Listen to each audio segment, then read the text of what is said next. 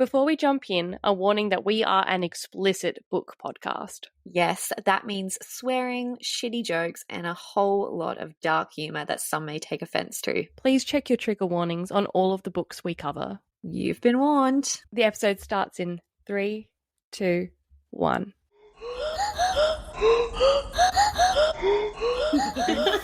A book and a bed. Well, zap my flaps and call me a good girl because it's time for House of Sky and Breath. Not the flaps, Bryony. It singed right off. Who needs laser? Fucking hell. It's got a side hustle. That's fried pussy. Fried pussy.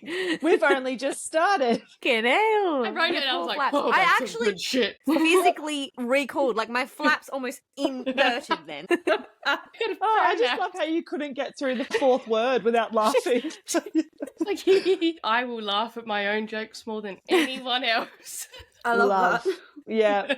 Oh, well, if you were wondering what we're reading, this week we are covering House of Sky and Breath by Sarah J Maas. That's right, it's the last Sarah J Maas book for us to cover before House of Flame and Shadow. We've covered every other book she's written. I hope you are all assuming the brace position as we get royally fucked, hopefully by the Crown Prince of the Valbarian Fae. Oh, with the white men again. Jesus. Every time. Yeah, so we're going to be doing a lot of crumping.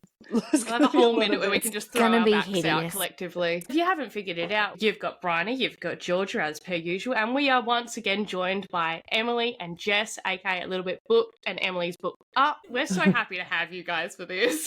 Thanks, guys. I'm so excited. We needed have two people to totally match our levels with this. And we were that's like, us. This book brought us together. So, I'm so excited. So happy to be here. For those of you at home who may be wondering, this is how their beautiful friendship started. It's true. It's true. We were up till midnight. I think the release was 2 days prior. We both smashed the book. You should never meet people from the internet, but we did it because nobody else in our lives had read this book and was like, look, I know this might be weird, but would you like to meet a stranger for a drink and we can talk? And we met that afternoon. And I think after that we'd had, I don't know, dinner every night since. Every week. Yeah. Every week.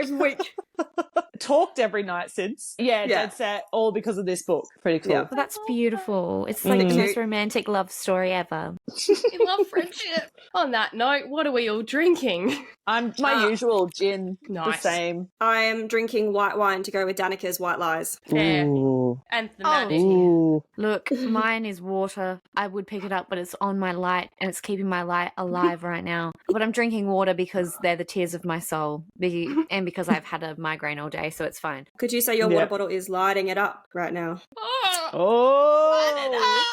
It is. It is actually. It's lighting up this room. Yeah. Big wink, Emily. Big wink.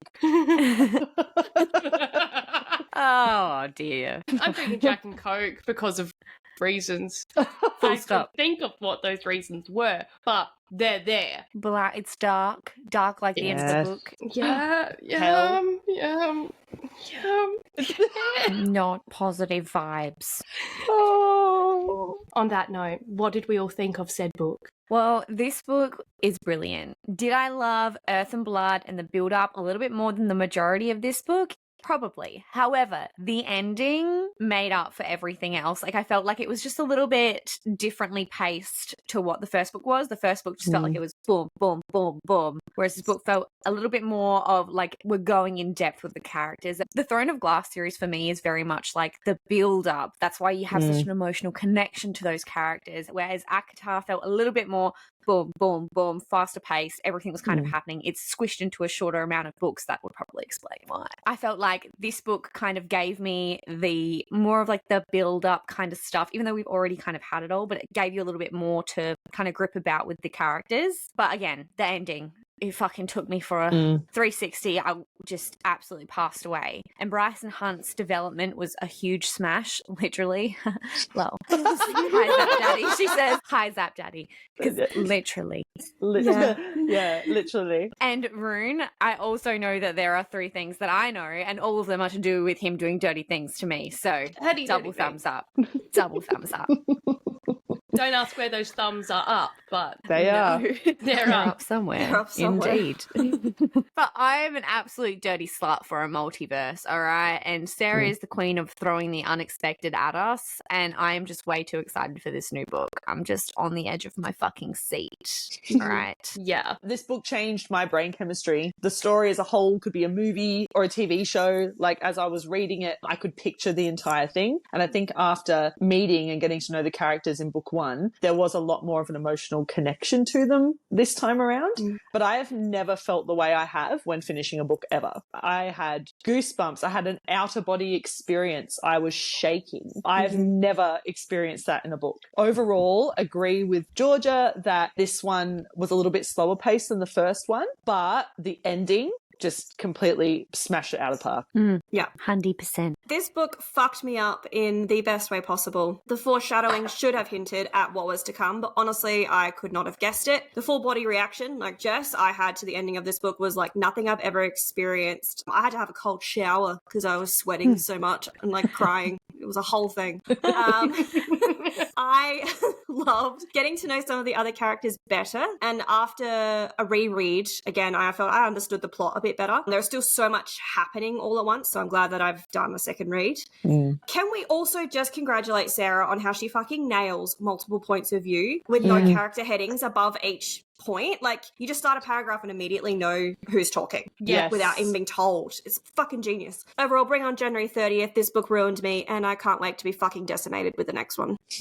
Absolutely. We're gonna die. Yeah. Yeah. Well. Sarah Janet Maas. I don't know if Janet's actually her middle name, but I went with it. So Pretty sure it is. I remember finishing this book for the first time in the hairdresser, in public. Oh no. It was a lot. And I also finished this book for the first time as we were in the middle of recording our Akasif episodes, which was episode 9 of the podcast, and we're currently recording episode 82. Wow. So that's just perspective. This book is by no means like one of my favorites by SJM. The story itself, I was like, who is Sophie? Why is Sophie? How is Sophie? But I loved it. Yep. I loved that the turn to join the rebellion was so complex. Like, you know, in other books, it's like, yes, rebellion, but this showed a whole bunch of layers and the complexity for why people just couldn't, like, you know, just jump into it. And I thought those discussions were really handled well. But what this book has done for the multiverse, like, it's our first Avengers film in a book, and I'm here for it. And then we get some hot new fictional men by way of our Cockney Hellhound and blonde Shadow Daddy. Oh, bring it! Was not expecting the Cockney accent, and I am hot for it. Fuck And me up. I was not aware of it until I did the audiobooks, and I was like, Oh, I'm it's amazing. Sorry. What? Yeah. Oh, Cormac, We hello. are. Oh.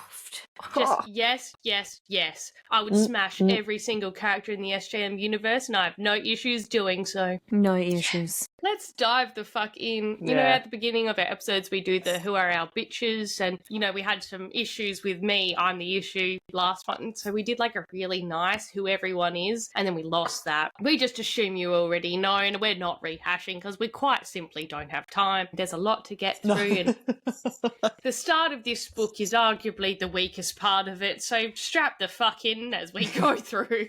The start of this book, we have a prologue about a bitch named Sophie, and we don't know who Sophie is, but it's fine. We trust the process. Sophie's spent 2 weeks in like a prison slave camp trying to find her brother Emil, and now it's time for a jailbreak. Sophie, just FYI, is half human and half Vanir, half Thunderbird specifically, which, like, not like the Thunderbirds goat, like, it's a whole other like lightning thing. It's not like Hunt either. They're very specific that the Thunderbirds are not Hunt, and yet I'm like, it seems very similar. Yeah. Apparently being a Thunderbird means that she can absorb and redirect any type of energy, and not only does that make her a super rare weapon, but she also has like top secret intel on the Asteri, so that's her importance and apparently why we're even here. In case you were wondering, because you start this book and you're like, is this a misprint? Yeah. I was reading it and I was going, what on earth and who the fuck? So the prison break is in full swing, and they manage to get out of the camp and get to her secret agent person, aka a Vanir who goes by Agent Silverbow. They reach the port, but the vibes are iffy, and it ends up being like Sophie versus the Hind and her Dreadwolves, which, what is the difference between Dreadwolves and werewolves anyways? Very You confusing. dread them. Yeah, one's evil, one's not.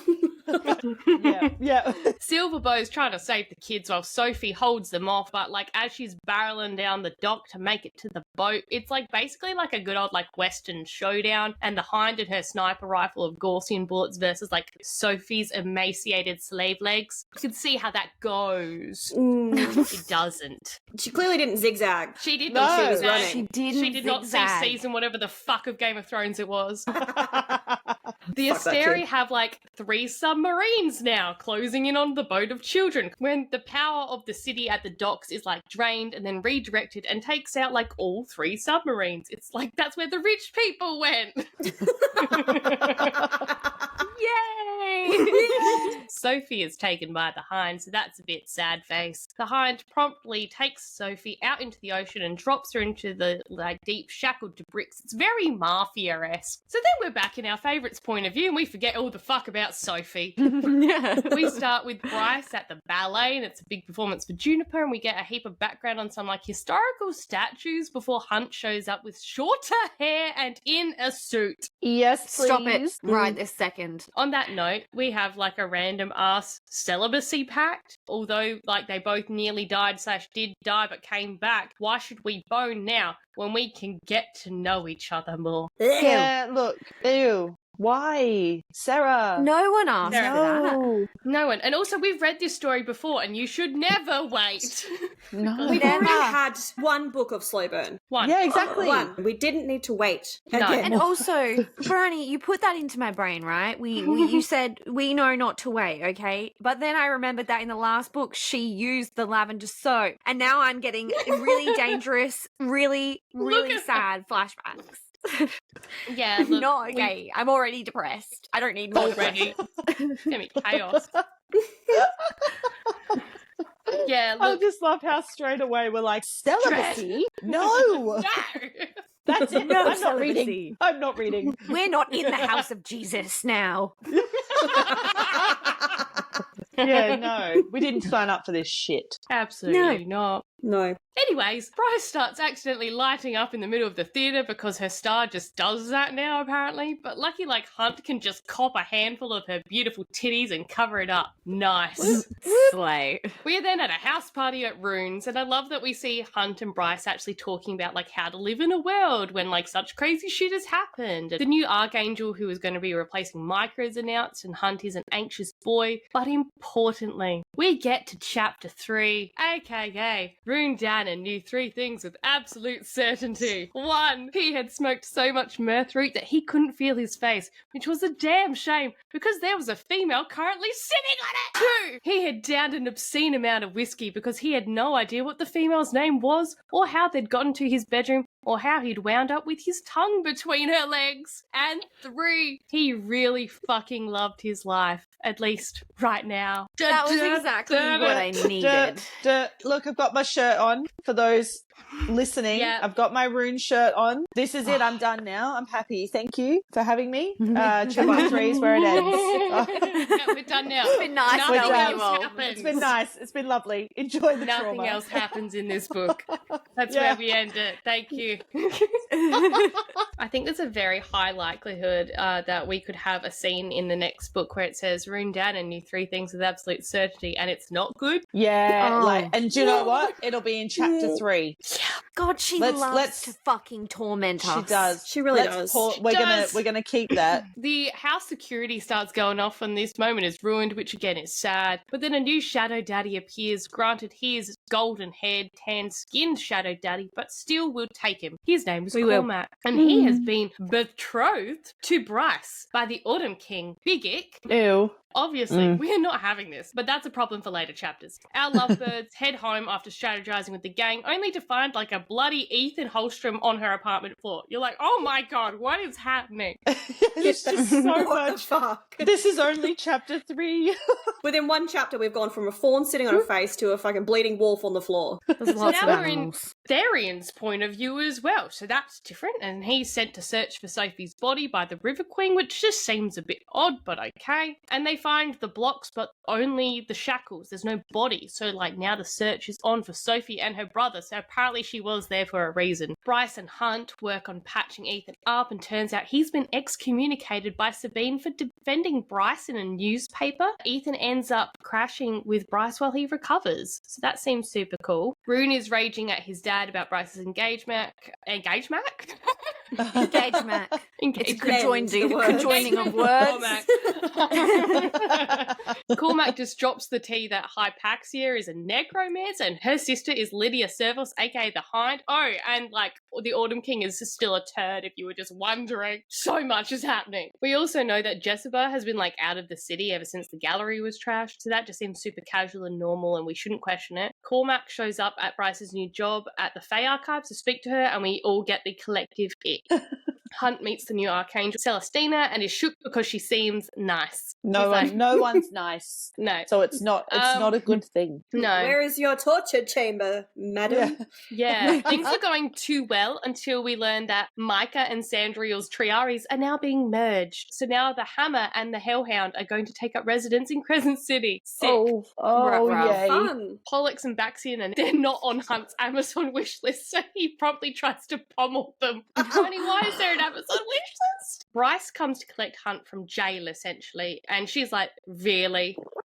Bryce gives Pollux shit, and then Baxian says he's glad that someone finally killed Micah. Weird. Celestina lets Bryce take Hunt home, so things look good on that front. You're like, yay, yay, yay, I love a nice boss. Therian is now digging through Sophie's emails when he finds that Danica was emailing Sophie. Oh my god, another tally to the list of things that Danica Fendir kept a secret. Are we surprised though? No. But it's really annoying because I'm like, this is my least favorite fucking trope is when people keep things from other people and they're like, it's to protect you. And then shit turns upside fucking down and then everyone just goes, oh, I don't know, but they do know. They do know. Fucking shit up. Therian goes to Bryce to ask about Danica and Sophie at her apartment, and obviously Rune also gets called in, and this conversation basically leads to the entire gang getting roped into hunting for Sophie and Emil for various reasons. Hunt is obviously not thrilled about this because PTSD, and as they inhale pizza later, Declan and Flynn also appear, so the whole gang is now involved. It's like an episode of Friends. It's the worst kept secret. Hunt then sleeps in Bryce's bed for the night so that Ethan can have his, and it's a completely selfless act, I promise. But all hell breaks loose as the next day Ember has heard about the engagement with Cormac, and like it's hilarious this whole bit where Bryce like puts her phone down and like backs away from it slowly, like it's funny, but we don't have time. Hunt goes to work and Bryce meets up with Fury to discuss these recent developments. Fury and Juniper are officially an item, which is super cute. So cute. Juniper is casually facing some consequences for standing up for humans during the events of Crescent City 1, and Bryce isn't liking that Juniper is playing it safe. Fury admits that she didn't know about Danica and the rebels, but she did know that Danica was a bloodhound, which meant she could sniff out lineages, so like what species people are, etc. Again, more secrets. Sick. So many. Why? She hid it apparently because no one likes a nosy neighbour, but again, add it to the tally of lists of Danica's secrets. That's a fucking shit excuse, Danica. Hunt's day at work is going a little bit better, but not by much, and Baxian and Hunt are buddied up, and we get some glimpses into like the inner workings of Sandriel's Triari. Baxian seems to be like intent on mending bridges and not being a shit cunt, and like is saying things like he didn't have a choice, so I don't know, take that with a grain of salt, you cockney bastard. His accent's hot as fuck inside too. my bastard. Yeah, he can cockney in my bastard, absolutely. Yeah. Oh, one of my favourite parts happens, and that's when Rune and Bryce get back to her apartment to speak with Therian and Ethan is just like casually petting this white fluffy cat on the couch, and he's like, oh my god, Bryce, your cat is so adorable. And Bryce is like, well, I don't own a cat. That is the Prince of Hell. The best scene, in my opinion. I love it so much. He's like, oh my god, This cat is so fucking cute. Can we keep it? Oh, Adis. Yeah. The moment when, like, the Prince of the Chasm and his Adidas sneakers, like, jump in cat form on the coffee table, it's just hilarious. Adis drops some, like, ancestral tea that, like, one, Bryce's Starla is, like, a true form of a female line, and Runes is, like, her rapist's line. That's awkward. Adis just wants Bryce to, like, level up because just super casually Hell's armies are ready and waiting for her to lead. Yeah, just It's casual. like a Pokemon. Cormac appears and he's like, oh my god, hi Agent Silverbow from the prologue. What? Yikes. XOXO Wait. Gossip Girl. And then the cat just eats. I've just remembered what the cat reminds me of. So it's also a little bit of Yzma in Emperor's New Groove. But did you guys watch the movie Cats and Dogs growing up? Oh my god, yes. The white cat, the evil white cat. That is Adis. Oh my god. Oh my Literally, God. 100%. You're not wrong. Cormac was close with Sophie and is using the engagement as his excuse to be in the city looking for a meal before Pupa Spetsos, who's the angry rebel, Aldi are staring. Cormac wants Rune to assist the rebels with his mind-speaking powers as a communication link with a high-ranking spy. As Sophie used to do that, she is now dead. There's a lot going on, isn't there? There's so now much. You know, book one, we were just solving a murder, okay? Yeah. It was just a murder. And now we've got like 3 separate plot lines happening. Yep. Yeah, and one of them is just like, okay, how do we be normal again? And that's confusing me in total. Yeah. I'm like, but we're trying to also be normal, but there's all this other stuff that's going on. Are we just going to ignore it all? Yeah. And fighting a rebellion. It's a bit of an Yes. oxymoron. The gang are reeling, as we all are. They try to figure out if the clues from the emails with Danica, aka Dusk's Truth, and Project Thur have anything to do with this, but we don't have any answers. Naturally. Bryce and Hunt finally get on the same page about all this rebel activity and agree to throw the celibacy agreement out the window, which, thank God. Thank fuck. God. Therian gives Ethan the tea on what happened in Crescent City 1, and after he leaves, Ethan is just like processing that he finds Danica's sword just in the linen cupboard, and he's literally like pretending to be all like swashbuckling on the coffee table, and he's like, when I love it. when Bryce walks in as he's perched on the coffee table, and they both like look at each other, and then the coffee table breaks, and in the chaos of that moment, we find a whole secret pile of paperwork, and it's like Danica's college research and all these documents that she hid, and there's like a page that says like Dust's Truth but it's blank. Of course there is. Probably invisible ink. You probably just need to hold it up to the right light and you'd be like, oh my god. This is Danica we're talking about, so True. anything's possible. Rune updates Declan and Flynn on everything because, again, this is the worst kept secret to ever exist, is that these guys are involved with rebel activity. Everyone knows.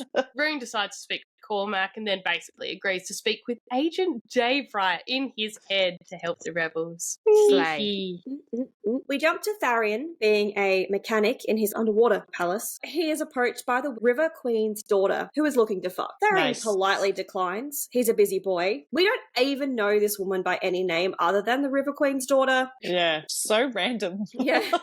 Hunt is giving Baxian a tour of the barracks, and we get a precious moment of Hunt teaching the Bloodhound what an Xbox is. Baxian and Pollux settle into their rooms whilst Hunt, Isaiah, and Naomi have a bit of a whinge. Hunt contemplates confessing everything to them to try and spare Bryce from probably dying, but decides at the last minute to keep his mouth shut. We then jump to Hunt and Bryce enjoying some pillow talk about how she should be careful and he is worried about dying, etc., etc., the usual. It's the so conversation nice. shifts to sex and a game of who can make the other the most jealous about previous hookups. They then get horny, obviously, and Hunt tells her that because it's been a while, he might be a bit loud. Bryce offers to gag him, to which he asks if she's into that, and we get this from Bryce, the relatable queen: "I'll try anything once." Slay. Slay. Bryce wants to suck off Hunt. She wants to suck it like a golf ball through a garden hose. Jesus Christ. So, What? I'm sorry? A golf Are ball we through a just- garden hose? We're not going to just pretend you didn't say that. How did we get here? Yeah. Anyway. Bryce wants to suck off Hunt before they fuck. She starts by teasing him slowly, licking and sucking on his nipple. For me personally, I found that a bit weird. I was not aware men were turned on by their nipples. No. But anyway. Just the problem is that I just picture it being weird. You know, Yeah. I just picture him just Itchy like bitty. sitting there like this. And she's like And suckling. then her Like, being like I just picture there's so much eye contact, and guys don't look attractive from that angle. No one looks attractive, so No. he's like, No. and she's like, you know, I'm so glad we're on the same page with this. Hunt's Yeah. a kinky boy. He is. Kinky he boy. likes it all. He can't pretend he's not. Yeah. Anyway, she then tells him that his tits are as big as hers. And honestly, it's the worst dirty talk I've ever read. These tits are so juicy. They remind me of the ones I see in the mirror every day. Yeah. He pulls his pants down to reveal his gigantic cock, almost too big for her dainty hand to wrap around him fully. Hunt fantasizes about feasting on her nipples, and then she takes him in her mouth, all the way down to her throat. He fucks her face, and he comes in her mouth, and like a good little princess, she swallows it all. A drop of cum dribbles down her chin, and she wipes it off, rubs it between her fingers, and then licks them clean. Oh, this is my a lot. God. This is a lot. Yeah. It's the rubbing. It's unnecessary. Yeah. She There's could've unnecessary You need to get rubbing. how wiped it viscous and it licked is. it. You don't have to like. What is the consistency? She's like, ooh, I Tiny can stretch violin it. playing.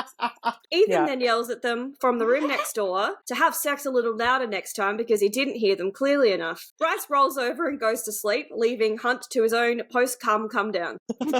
Hunt wakes to find himself trapped in a dream with the Prince of the Pit, Apollyon. The demon says he and Bryce are wasting their powers and that they need training, they are valuable, war is coming, and the prince isn't interested in losing this time. Colin, if you were Dreaming. a couple minutes earlier, you would have been able to feel some weird viscous texture between some fingers, and you would have been like, whoa, these are not the ones.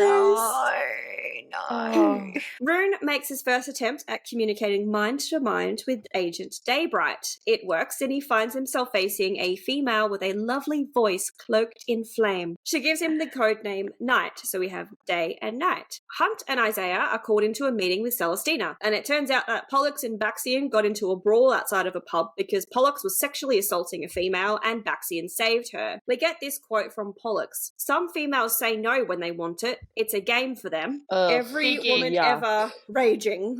The throat No. punch I would give him. Celestina doesn't punish them because the Aseri said so. We love men getting away with sexual assault. And instead is forced to mate with the other archangel, Ephraim, as punishment for the embarrassment her Triari has caused. Her and Hunt have a nice chat where she tells him she tried to buy him from Sandriel and that she was sorry and she wants to be friends. Hunt is sus as fuck, but also hopeful that she isn't actually a psycho. Hunt questions Baxian about his newfound morals, but Baxian won't give up any secrets without getting one in return. Ethan and Tharian are investigating a body along the river. Ethan is there to smell for clues and discovers the scent of a young human male, probably Emil, and a human female, probably Pippa. Bryce and Rune are on their way to a training session when Bryce starts talking about other worlds and planets and gods and how they are all immigrants from other worlds. Oh, the foreshadowing is strong with this one. Yikes. She's having like a And we crisis, all just and went, so wow, am I. that's such an interesting thought to have, Bryce. Yeah, Yeah. how- it was a bit of a slog reading this the first time. I remember this part and like these elements. I did find a bit of a slog. But then in the reread with context, you're like, I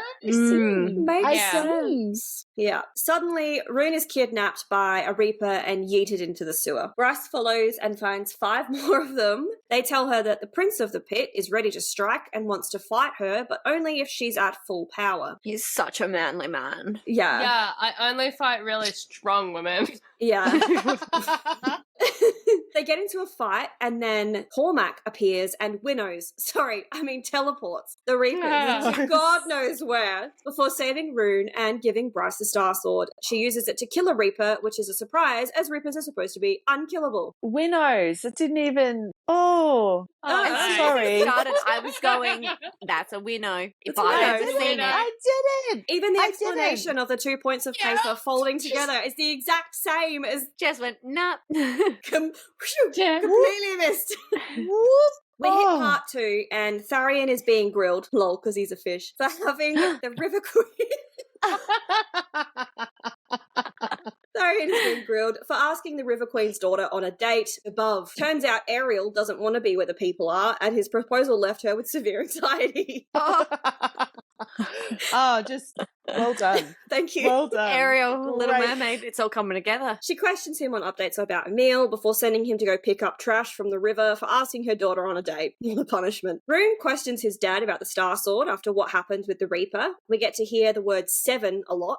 7 gods, 7 Asteri, 7 everything else. 777. Seems relevant. Bryce confronts Cormac and is like, what the fuck, bro? You can teleport. Teach me your ways. Bryce once again finds out Danica has been keeping more secrets. She's like, were we even friends? And I can't help but agree. Yeah. Bryce and Hunt decide a casual gym sesh is in order. And naturally, watching each other work out, they end up horny because sweat, I guess.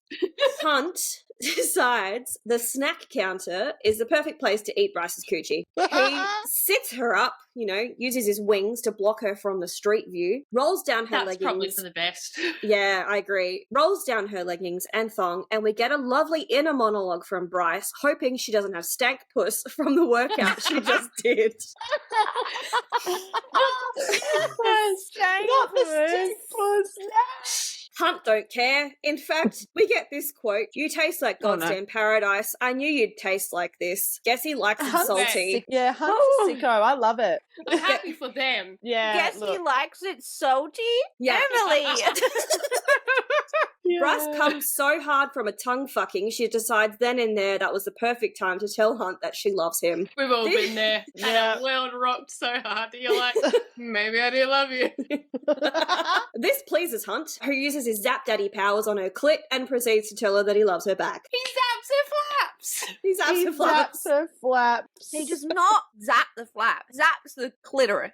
Yeah. It's just a little ding, okay? Little It's zap. not What was zap them off. And even she's like, I'm gonna smell. The conditions are not optimal down there, sir. But he's like, I'm a wilderness explorer. He's a like, I sicko. like fish, actually, so... Yeah. It's Darian's my bestie. It's the I knew you'd taste like this for me. Like, as if he knew she'd taste like a sweaty fucking mess. I knew you'd fucking stink. You dirty, dirty bitch. I'm pink. Like, the scene is forever ruined for me now, like, with the sweat. I can't. Yeah. Again, Yeah. I'm happy for them. You've everyone's got their person. It's just I've never been more clear that I'm not Hunt's person. No. Yeah. That guy started Hunt is nibbling not on for my me. toes. Yeah. Yeah. Give me Rune. Anyway, after they confess that they love each other, they then have the whole "what are we" conversation, and I've never heard something so relatable. Hunt suggests that they are mates, which Bryce thinks is a bit intense given the whole Fae mates thing, but hey, they roll with it, because mates are so rare. Yeah, they're super rare. So rare. So rare in Sarah J I'm pretty Maas sure it's also world. said in that part how rare the mates are. It is.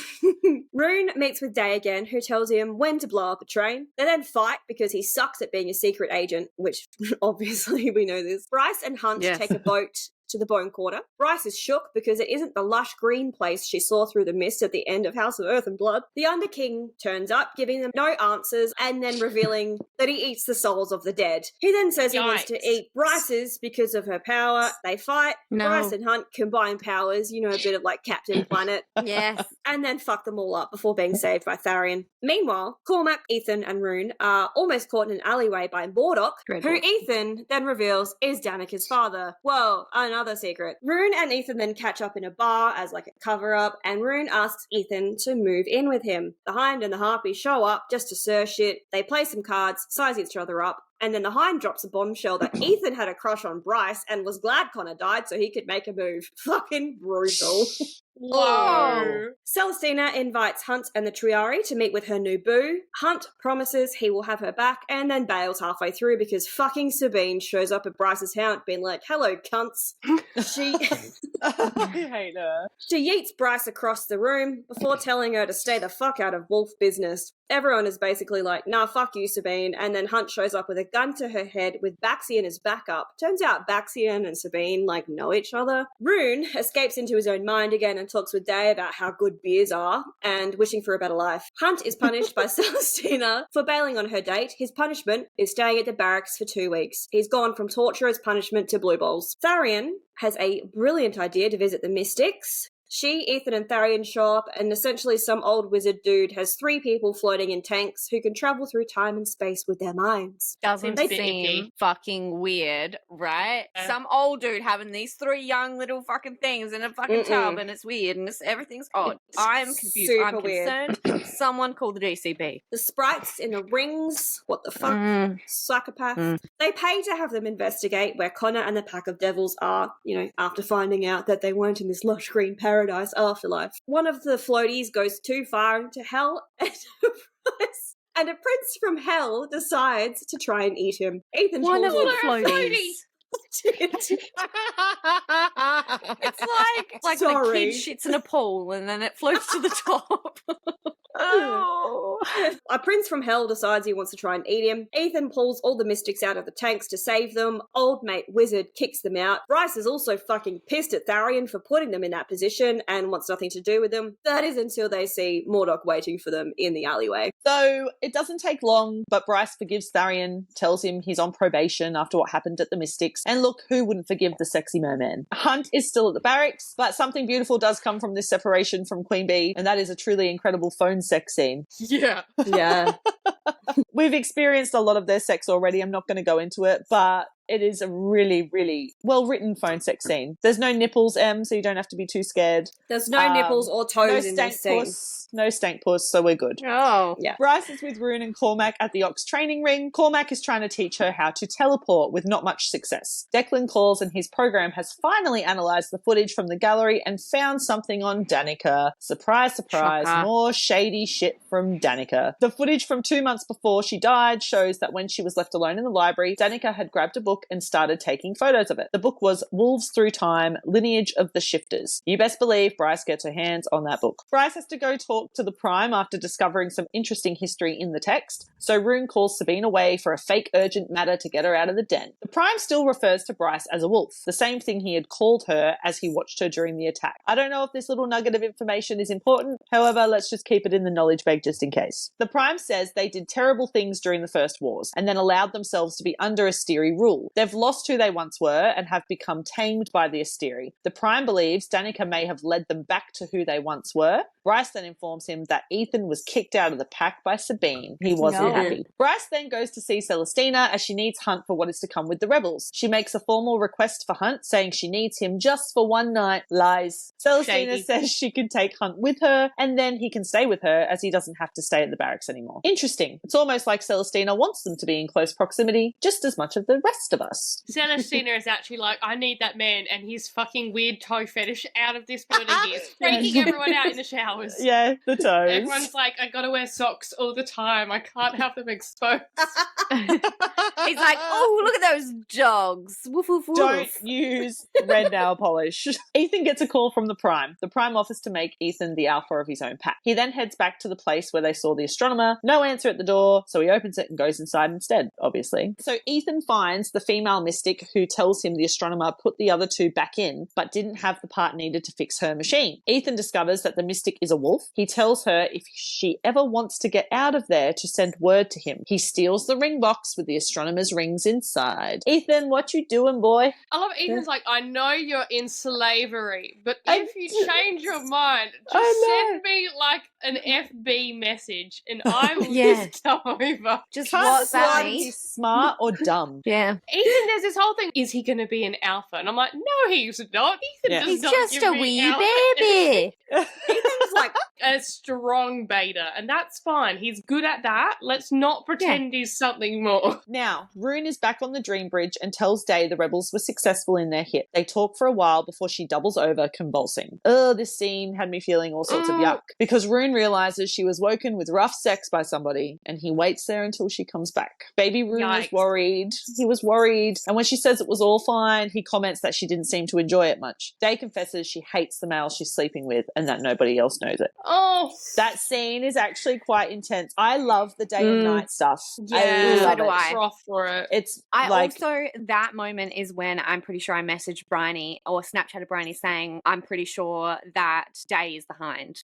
I didn't guess it. I did not I was either. like, straight away, I was like, there is something happening here. I think it's the Hind. I thought it was someone that they definitely knew, but I did not pick the Hind. I thought it was Celestina. Yeah, I Don't know why. it was Celestina. Yeah, or Hypaxia. But no, that scene was quite intense. It was really well written. And yeah, it made me feel all the feels. And they are my favourite part of the entire book. Hunt, Bryce, Tharian and Rune are now headed on their next mission after being teleported to a sea cave by Cormac. Pippa arrives as they unload the shipment and denies being responsible for the murders. Hunt analyzes one of the suits and discovers it can draw first light from the ground due to the Gordian stone metal it's formed from. Look, again, more stuff. So there's these suits that they put on and basically the rebel army will be invincible. The scary part is that a Vanir warrior could climb inside one of these suits and just be indestructible, and I think that's why Hunt is super unsettled by all of it and he demands they're just destroyed. The whole encounter goes to shit with a lot of death and drama. Cormac gets hit and it all ends with Bryce vowing to no longer help Tharian and the Queen after witnessing everything. The Hind appears on the horizon to cause more chaos and Hunt goes full psycho. They are saved by Commander Sendez and taken then to the Revel Canyon. By this point, I was a little bit confused. Back to baby Ethan, who after getting grilled by his mates, opens the astronomer's rings to find 4 sprites. 3 look like Lily, Ruthie, Melina, and Sasa. One breaks out as a human-sized female who's actually a freaking dragon. That's very casual.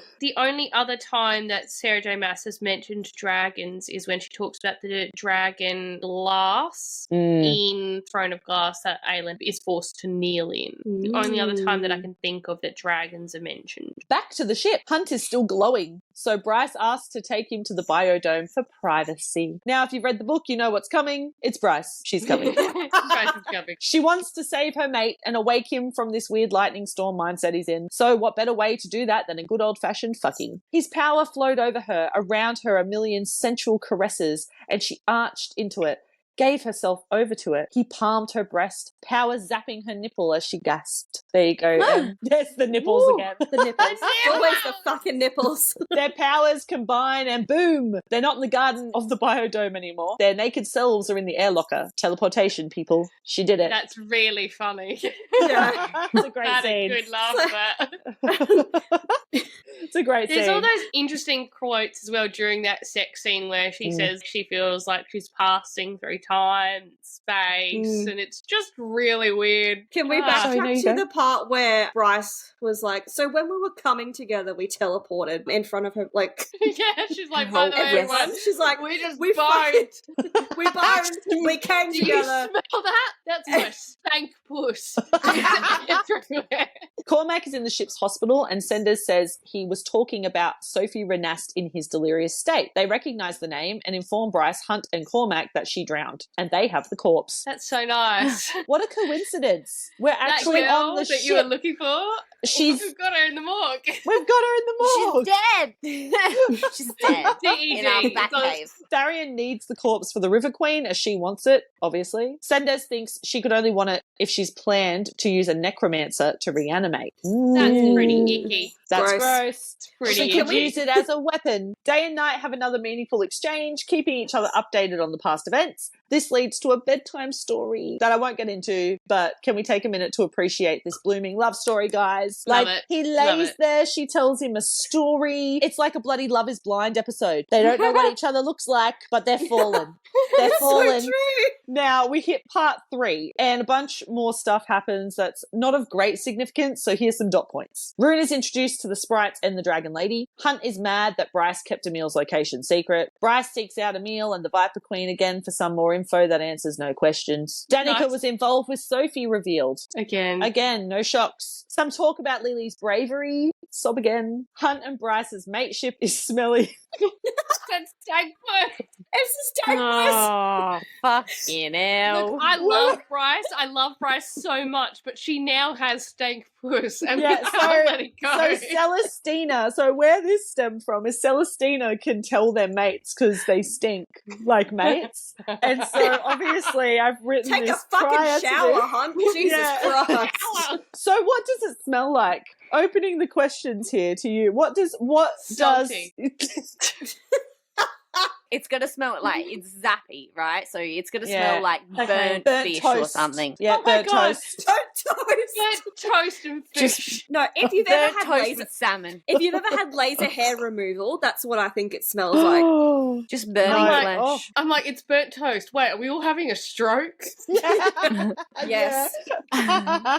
All right. Queen Hypaxia shows up at Rune's house, wants his help. Also, Hypaxia can shrink her broom down into a brooch. How freaking cool is that? Hypaxia doesn't trust that her coven won't kill her and replace her with her sister, the Hind. Rune vows to protect her as well as get friends to help. Ethan agrees to do so. God, we love him. Bryce and Hunt mend bridges and apologize, and she discloses how the truth of where Emil will be going is only to stay with him, Fury, and Juniper. He's heading to Bryce's parents' house, and he will go by the name of Cooper Salago. We find out Bryce's postcards with her mum are actually written in code, to which they organize this whole thing. So Bryce has known where Emil's been for a long This time. entire time. That storyline just resolved. He's Just gone. resolved. Like, yeah, I know where bye-bye. Emil is. He's going to live with my parents. He's safe. I now have a stepbrother. I am glad we didn't get some sort of fucked storyline about a kid being turned into slavery and used for his Yeah, power. yeah. Like, Yeah. I'm very glad about that part. We're happy he's safe. Bryce and Hunt make up a little further in the library because I why love not? this scene. It's a great scene. I Yeah. fucking love the library sex scene. I will die on the hill that is the library sex scene. As the token librarian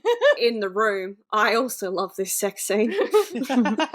Emily's like, the representation was fantastic. Yeah. The Autumn King shows up at Bryce's work, and once again she thinks because he can scent that Hunt and her are mates, he's not super happy. No, of course he's not. The King also reveals that because Bryce has been using her title of princess multiple times, she can't undo it now. The world knows, and the paperwork to make it official has already been filed. She's a Fae princess now, bitches. That also comes with a black credit card with unlimited funds thanks to Daddy.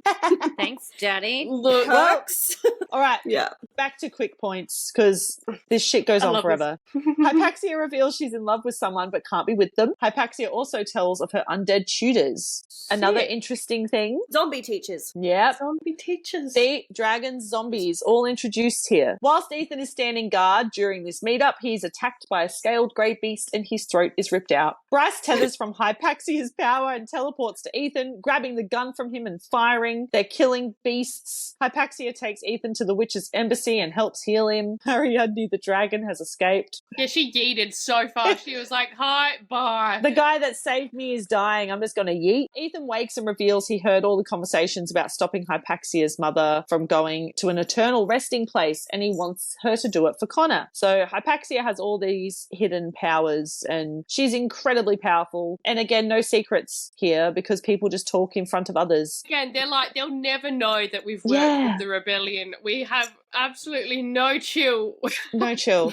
The bromance is strong with the boys, coming back to check in on Ethan, wanting him to come home. They're all saying, when are you coming home? I thought that was so cute. Yeah. Tharian and Hypaxia have some nice interactions, and they seem to be friends. Tharian wants in on the bromance and asks to move in with Rune. I would too, to be honest. Yeah. Like, I want to move in also. Mm. Now, things are starting to heat up with Day and Night. He's still angry with her after their last exchange being kind of frosty. They talk a little, and it becomes clear to them both there is a friendship, possibly more. So they plan to meet at the autumn equinox ball for the archangels on the rooftop garden at midnight. And if they think they see each other, they'll call out Day or Night, to which the other will reply. The whole interaction had me squealing. Yeah. Again, they're my favorite part of the book, so I actually went into a little depth with these guys because I just love I it. love it. So just meet me, all right? Why? You know why. Yes. Midnight? Midnight. Screaming. I was so excited. So a quick 2 weeks go by and it's the day of the party. Hunt is obviously blown away with the beauty of Queen Bee, saying, holy shit, you're so fucking beautiful. And honestly, that's all we need. Her reply to his drooling is just as sweet. Want to stay home and fuck instead? Yeah. Yes. He's like, Love I can her. see that you're wearing like an open toe heel, and I'm Those toes are for me. Rune is already at the party, anxious and awaiting. He's thinking about Day and he's itching to meet her. Guys, I'm getting Cinderella story vibes here. I'm living for this. Chad Michael Murray. Hilary Duff. And it's a masked ball. It's all adding up. Bryce arrives at the party with Hunt and Cormac, ignoring her father's attempt to greet her and snubbing him in front of everyone. She goes up to Celestina and Ephraim to congratulate them, and they extend the same to her. She thanks them and says her and Prince Hunt will be very happy together. Prince Hunt. I can't. Oh, dear. She has officially made a public declaration that her and Hunt are mates and that he is now a prince of the Fae. Ooh. Ooh. Controversial. She tells them Cormac is just with her as a friend. Ooh. Friend-zoned. Yeah. Suddenly, the Asteri join the celebration via Zoom. Woo. 6 immortal figures Nice. scaring the shit out of everybody. What a buzzkill. The Asteri congratulate Ephraim and Celestina, continuing with, I understand other congratulations are in order too, Princess Bryce Dannon and Prince Hunt Athalar. They know all. Well, Cormac comes to Bryce's side out of respect. Oh, she stinks. That's it. She stinks. Even through the Zoom. Cormac comes to Bryce's side out of respect and to bow, but he is angry with her. According to Fae law, Bryce is now Hunt's property. Ew. Again, I'm like, Hunt and Bryce join the dance floor to try and distract themselves from what just surpassed. Hunt tells Bryce, everything that ever happened to me, it was all so I could meet you, Quinlan. Be here with you. I'm yours forever. Bryce replies, everything I am is yours. Oh, God. So much. Why do I sense some bad shit to come? Lines like this just scream foreshadowed torture or some shit. Yeah. Anyway, Rune and Hypaxia dance together too, but she's distracted as she is looking for her sister, the Hind. This will be the first time she meets her, and Rune points her out across the room. Rune offers to go with her to meet, seeing the time is 11:50. He has some time before needing to make his escape to the fountain. Hypaxia tells the Hammer to lurk somewhere else, and he gets the shits. So Rune takes this as an opportunity to abandon her, also to leave the women to their sisterly bonding. Wrong. He's off to meet his woman. He leaned against the fountain, monitoring the doors for her appearance. And then he gets looking for someone. A female voice crooned. Rune whirled, his stomach bottoming out as he beheld the masked figure before him. The harpy stood in the shadows beyond the fountain as if she'd been waiting. Also, Rune, again, you have no chill. All right, so our boy Rune is confused as all hell, but being the gentleman that he is and him having zero fucking chill, he calls the harpy Day to see her reaction. She's got no fucking idea what he's talking about, so that's a big relief. Everyone sighs of relief. Thank Oh. fuck. She's like, it's fucking night. Do you not have eyes? Like, what do you mean? So Hunt and Bryce end up sneaking off to a closet to fuck. It's locked, but they end up breaking it open in the vigor to get in there. But inside, they end up finding Celestina and also Hypaxia having sex. Her tit is out. It's brilliant. Slay queer queens. We love it. I just love that moment where they're literally like, her boob is just out and they're just like staring at the tit, staring at her, staring at the tit. Staring Not at even her. like action. locked door. I'm not taking this hint. We're breaking it No. down. Yeah. I did love this. I didn't expect this. No. Oh, neither. Mm-mm. No, I Did didn't not- expect that. And because didn't someone had a theory about Celestina being Day, I thought it may have been Hypaxia, so it kind of threw everything. It was like, hold well, on. I fucking know nothing now. So Ethan is trying to contact Connor from the dead. Hypaxia is helping him, but we have more important things to worry about, aka Day and Rune making out. But it's very short-lived when she gets woken up by someone in the real world again. Yikes. No good. Mm-mm. Hunt and Bryce get toey again, and he's just out here massaging her feet, kissing her feet, and nibbling her toes like a little rat. No. We get this quote, these little toes make me think some dirty things, Quinlan. Oh, I actually No. like got the shivers then. No. I mean, I we love don't that, think someone's but- young, but If we were to, though. Why so the many toes, toes, Sarah? so many things. There's so many about other things he toes. could be nibbling. But lucky we can sidestep that and we get straight to this, which is Bryce saying, I'm issuing a royal decree for you to fuck me, Hunt, hard.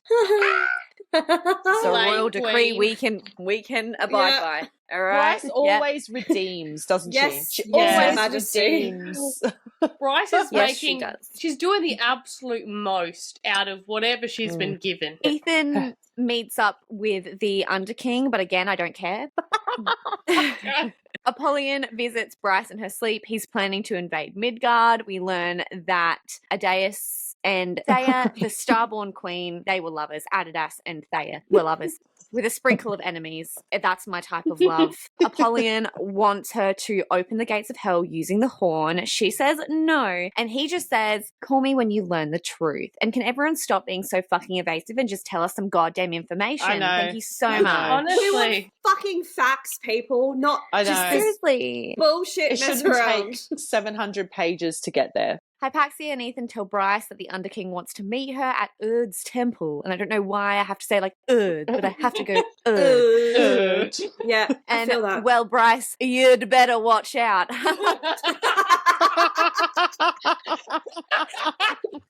She's made a joke. It's good. Bless her. But anyway, I've never been prouder. she doesn't. She gets to the temple. Pippa and the soldiers are there to get him. No one is just, it's all happening. I don't care. Bryce has to get Hypaxia out of there. Hunt charges her the fuck up like she's just some kind of electronic machine. She goes to one of the gates to broadcast that there is a rebel army trying to attack them. The Hind and stuff end up showing up to fight Pippa. Baxian saves them again. Baxian has a tattoo on his heart. Through love, all is possible. He and Danica are right. fucking mates. Screams. But again, I have to stop at Danica. So I'm like, fuck you, Danica. You hid having a mate. I know. That's a Just lot. learnt. We've spent 800 pages hearing about how stanky that is, and yet you Yeah. could hide it? Yeah, Danica, she's dead, but she has more character growth than any of them. Anyone. But also the most character assassination. Like Sarah really went in hard with just fucking up Yeah. who she is as a person. Yeah. No, we Bryce is support you. obviously like, what the fuck? And Danica learns about Sophie while researching the Thunderbird lineage. She tracked down Sophie, and he thinks that Danica had theories about Thunderbirds and their power, isn't sure what, but knows that Danica and Sophie found something war-changing in capitals. Don't know why. In the Asteri archives, Sophie's arm tap is a system of numbering room in the archives because, yeah, there's like a tattoo thing. I don't know. It's this I thing. think Sophie carved something into her skin as she was drowning. That's Yeah. it, yes. Thanks so much, Sophie. At least she's doing the bare minimum, but at least she's doing something, okay? Take notes, Danica, you fucking stupid bitch. Anyway, a bundle of stuff happens here, okay? So basically, they're planning to get into the Eternal City to get the archives. Bryce tells Fury this, and Fury is going to try to find some intel. Sick. Darian calls off his betrothal. He's running where? Who knows? There's another Fendry heir, the Alpha Mystic, Yippee-ki-yay. Darian fucking selling himself to the Viper Queen. Oh, that Whoa. part Okay. pissed me the fuck off. I was like, how did we get here? This is what I mean. That's why I've literally gone, why? Darian, this whole book is like, well, I really like Bryce's apartment. Maybe I should mutiny. Yeah. Yeah. Sofa is really fucking nice. Maybe I should mutiny. He's just literally gone, well, I'm in a mutiny and then throw myself into the fucking pits, basically. Yeah, So literally. that's good. basically. Ugh, that part worries anyway, me. It That does. worries me for Yeah. the next book. We then end up flipping to Rune and Day, and at this point and all points, I knew it was the Hind. I just fucking knew it. Day tells him a story about a witch that turns into a monster, and then she finds her prince, and he saves her, and she turns back into a witch, and it's them, okay? Then they have mind sex, and then she gets taken. They have amazing. mind freaky sex. It's But, amazing. She gets taken, and all she says before she gets yeeted is the dungeons, which that sounds very promising. Doesn't she get bent over the couch in their mind? Yeah. Yeah, I think she does. Like, That couch.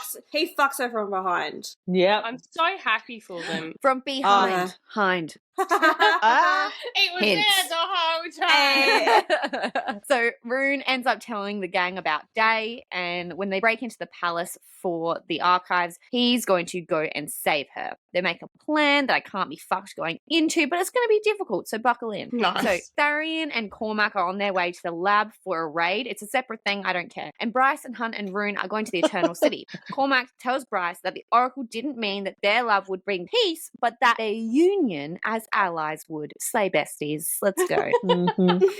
Bryce ends up teleporting to the archives. She finds out that the Asteri feed on first light, so basically cut off the first light and then they can be yeeted. Sick. In the meantime, Rune is getting antsy and decides to go find Day earlier than anticipated, and as such, stupid actions, stupid consequences. He's caught by You void, fuck okay? around, you find You out. find out. Yeah.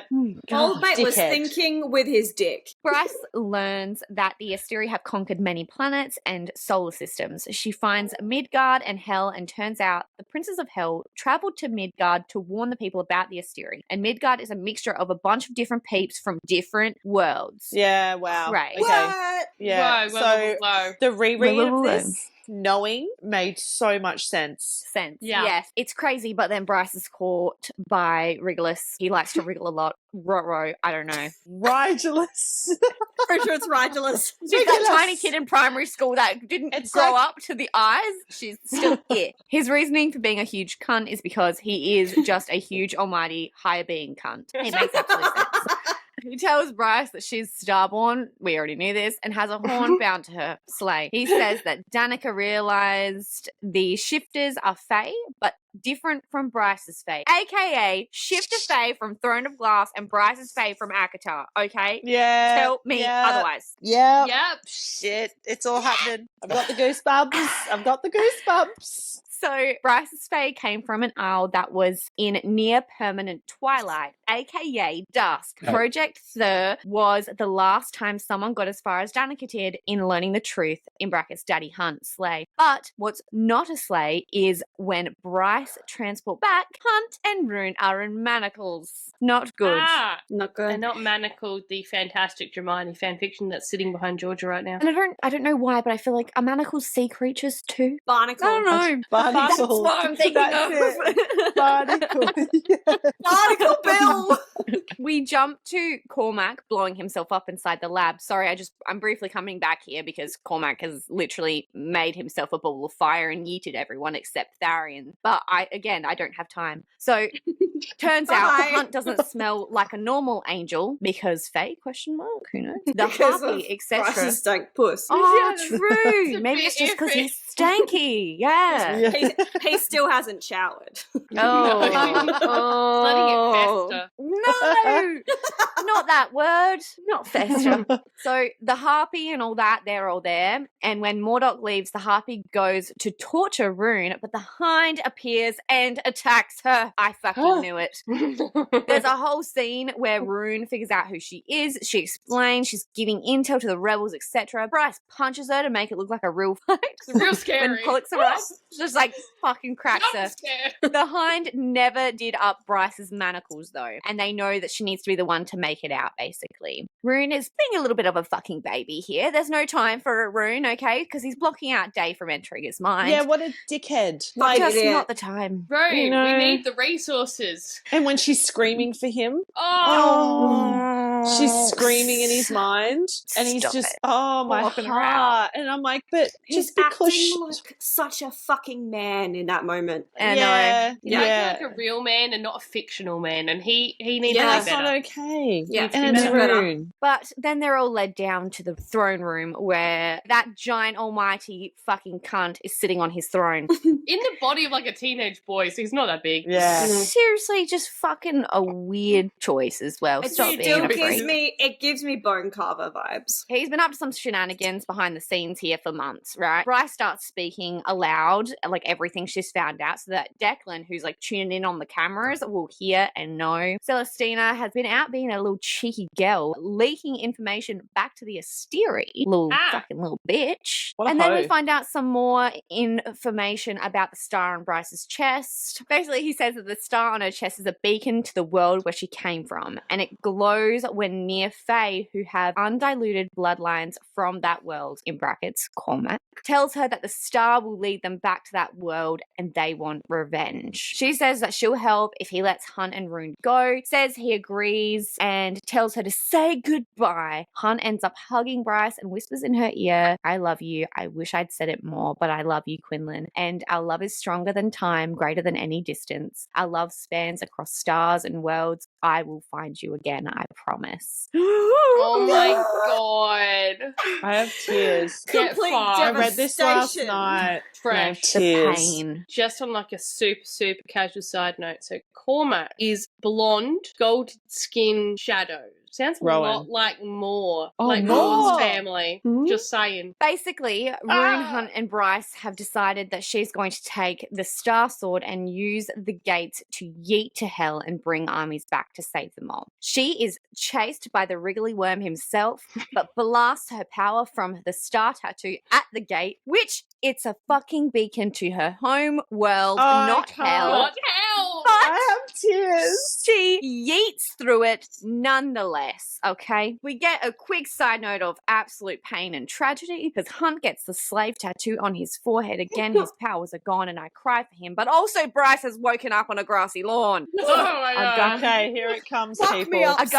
A guy with wings is there, and he's beautiful, and he's got scarred fucking hands. Okay, his eyes widen when Leathery he wings. sees the sword. He puts a blindfold on her, Slay, and flies her somewhere. She keeps asking to speak with Adidas, and that her world is in grave danger. The inner circle is there, wink, wink, nudge, nudge. She doesn't know who they are. She can't understand their language. She ends up using the ancient language of the Fae to speak. A woman with black, short hair is like, what the fuck? And she matches the Star Sword and the sword of the winged man with the blindfold. The Star Sword glows with white light and the knife with dark light. The Star Sword is Gwydion. The woman responds to Bryce saying that no one has spoken the ancient language of the Fae for over 15,000 years. She tells Bryce that she isn't in hell, and then a woman and a man arrive, and Bryce notes that Rune looks almost identical to the new man. Get the fuck We're all out of here. gasping. Bryce tells the woman that she didn't mean to come here and that she needs to get to hell because her mate and her brother are in grave danger. The male, who looks like Rune, steps forward and asks her for her name. She gives it to him, and then we get this quote. Hello, Bryce Quinlan. My name is Rhysand.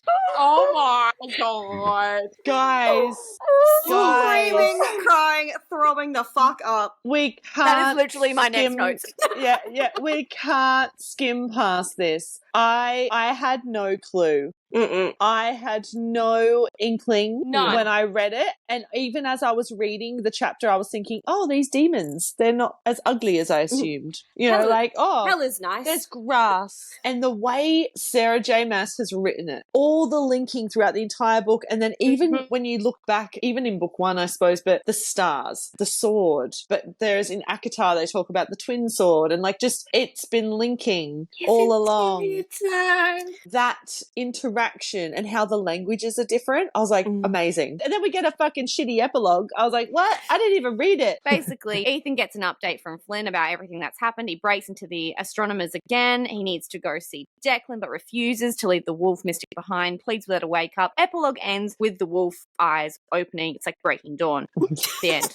Look, in terms of a music reference, I thought of two suggestions. So one was Out of the Woods by Taylor Swift, because it just felt very much like Bryce and Hunt just trying to survive, and they're like, are we out of the woods yet? Yes. No. Yeah. No is the answer, but yes, it does match. And then Breakfast by Dove Cameron is just Bryce eating men alive left, right, and centre. So it's just the vibes. In terms of fan art, to start off with, by Indrakiin, that person has done one. Also, they've done a fan art that I have a reference, and it's of Bryce and Hunt, and she's like staring into a mirror, and Hunt's after HOSAB, and Hunt's got his halo back, and it's like she's seeing his ghost. It's very sad. Jesus Christ. But this one is cute, and it's them, you know, post-gym workout. She's got a croissant. He's holding Jelly Jubilee, probably from book one, to be honest, because he's got his halo, but it's fine. He's hot, and I love him. By Gabrielleragusi, there's the scene of them in the Bone Quarter with Hunt charging up the sword. She's doing a very nice overhead lunge. An by overhead lunge? I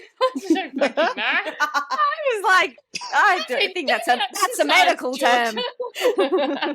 Medical term, note that down, put it in the dictionary. Madschofield has done some page overlays for this. So she's done when the Reapers tried to take Rune, and like all the details in Mad's overlays. You can see her phone ringing, it's her mum calling her and everything. You've got the frat pack looking at Declan's laptop. I love that photo. Yeah. It's so good. Then you've also got by Madschofield them at the beginning at the ballet with Hunt copping a feel. Love that for Oh, them. his short fucking hair. Oh, Short isn't it fucking amazing? hair. Then by Naarielart, you've got them going to the Archangel Ball thing with Bryce in her like black dress with her tits out. I love that for her. And then by AJN_art, we have Rune and Lydia at the Archangel's Ball when, you know, he was like, oh my God, I just saw her as I was yeeting. Wow, crazy business. And then I would be dead if I never mentioned Elizianna.the.one.